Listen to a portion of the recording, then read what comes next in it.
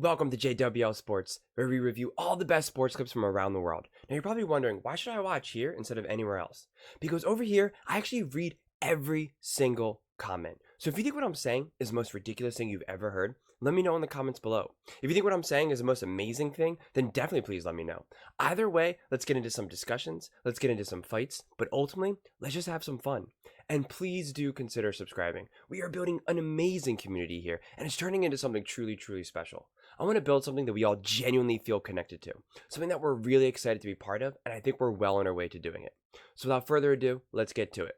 We're watching a clip of First Take, where they're actually interviewing none other than prime Deion Sanders, talking about the Super Bowl, what's most important, talking about Brock Purdy. So let's really just jump right into it and see what they have to say. Yeah, so let's talk about this for a second, Prime. I mean, when you look at this Super Bowl right here, what do you think the key is? Quarterback play. Okay. Quarterback play. If I'm San Fran, I'm trying to take Travis Kelce out of the game. I'm doubling the all game. Make these other guys beat me. And in that philosophy, the edge goes to San Fran because you can't take all those pieces that they have out. They have too many weapons offensively to do this. Defense plays a tremendous part, and both defenses have been lights out, but it's going to come down to quarterback play.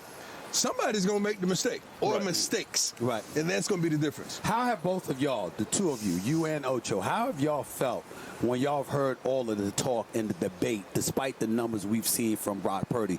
Game manager really has to be in an ideal situation and circumstance in order to pull it off. How do you react to that when you heard that stuff about Stephen him? A., everybody in America has a title, whether you agree with it or not. They give us a title. Yes, sir. This kid is the best story probably that has been over 2 decades.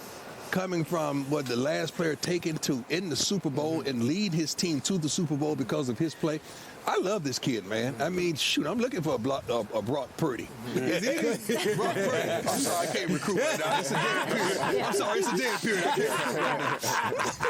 I mean, listen, the game manager moniker is really not a bad thing. You know, someone that does what they're asked to do, doesn't do too much, and doesn't turn the ball over or make mistakes. Mistakes are going to happen, but he does just what he needs to do to give his team the best opportunity to win. If you ever come on a set cleaner than me, I know something. Huh? I'm just letting you know I don't play that. He's colder than you. I don't play that. We got the memo time. You see our time. So, I think it's interesting. First off, I agree with Chad Johnson, Osacinco, says about, the whole game manager thing, and saying that it's not like such a bad thing. You're being asked to do, and then you're actually doing it. You're executing it. Think about how many quarterbacks in the NFL over the years were asked to do simple things that they just could not do, or they could not do consistently. And that really matters. And I don't think Brock Purdy gets enough credit for that. It really seems to be very, hit or miss. People either love Brock Purdy or they just say that he's absolutely overrated. There doesn't seem to be any nuance or any in between. I always try to bring nuance to these videos and these clips. And so I think Brock Purdy has done a lot of really awesome things and then some questionable things. And then the argument to the questionable things is always like, well, he's young, which is very valid and true.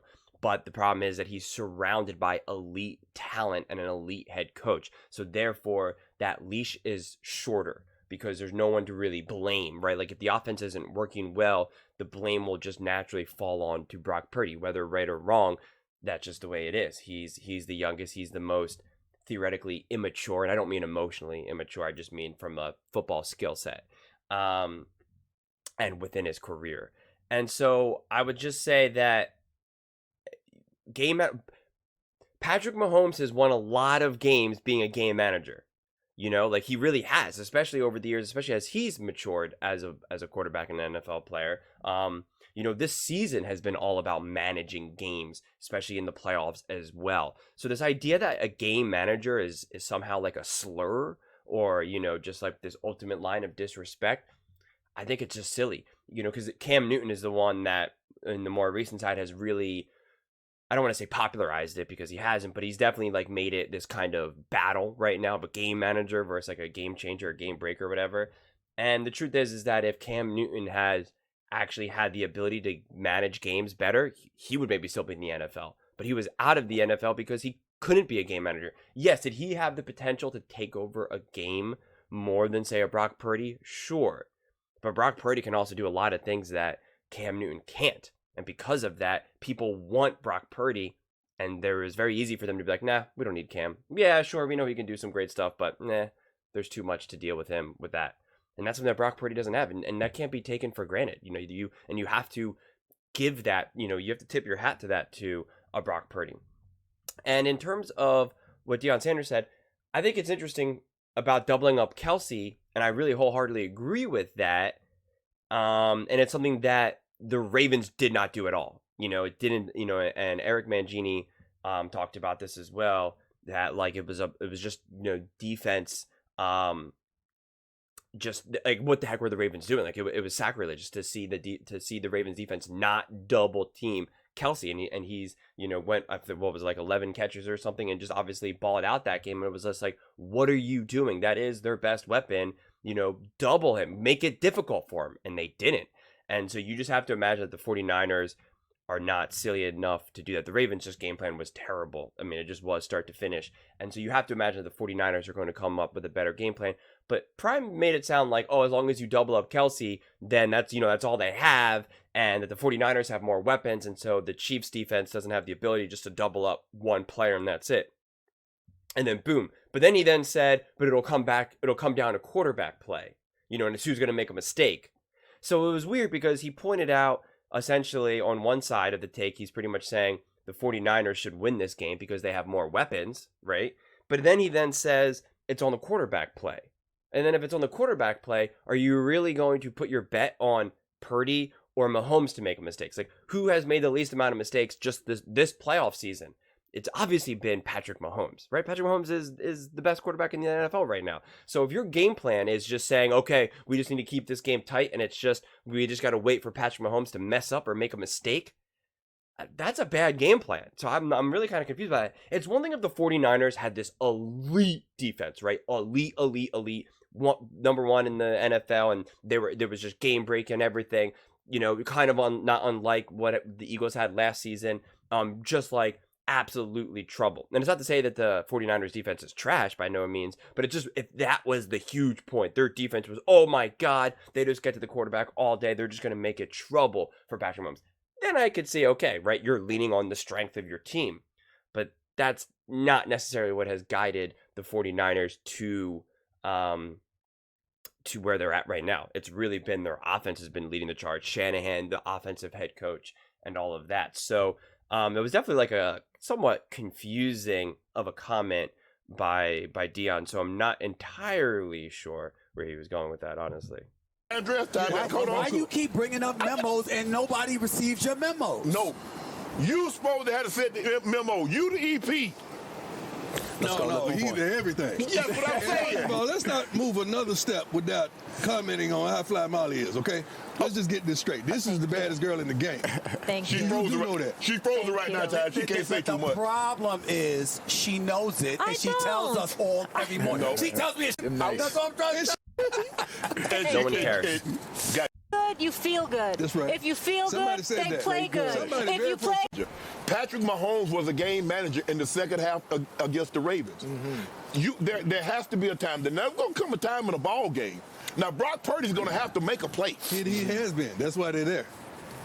I wanted to see every throw matter, every possession matter, and we haven't seen a whole lot of that this regular season because they've been so good. They've been ahead of people. Is that their fault? No. But I'm saying in the last 2 weeks, Green Bay and the 49ers. Now, the question is, do you trust Brock Purdy against Kansas City's defense, or do you like Mahomes against the 49ers defense? I trust both of them to do the job. It's going to come down to one of those guys going to make a mistake. The offensive coordinator, defensive coordinator, somebody's going to make a mistake. Glad you mentioned that. I love both coaches. I'm invested in both coaches. I love me some Andy Reid. Let's just get that straight. No All doubt. right? But when you talk about Kyle Shanahan, come on, man. Yeah. Give the man his problem.